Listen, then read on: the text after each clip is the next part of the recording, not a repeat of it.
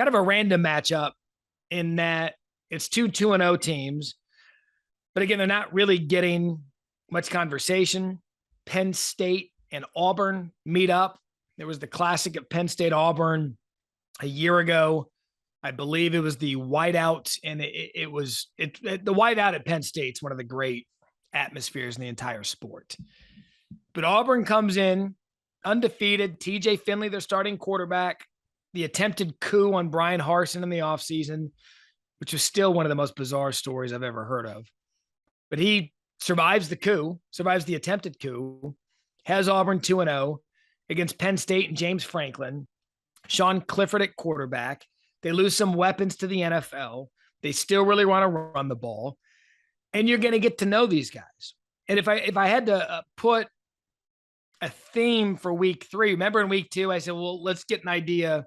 Emotion week 1. How do you handle a letdown potential in week 2? Well, here's week 3 and kind of get to know who you are. Like, let's get to know who the real Oklahoma is. Let's get to know who Miami is. Let's get to know who Penn State and Auburn are. Both of them 2-0. Both of them want an opportunity to say, hey, we're still here.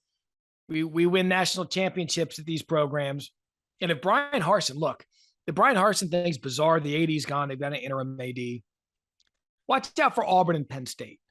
Keep an eye on what this game is and how each team looks, because a la Jimbo Fisher, if Auburn comes in and just doesn't look good, I mean, they're not even whispering at Auburn anymore. It's completely obvious what they're looking to do.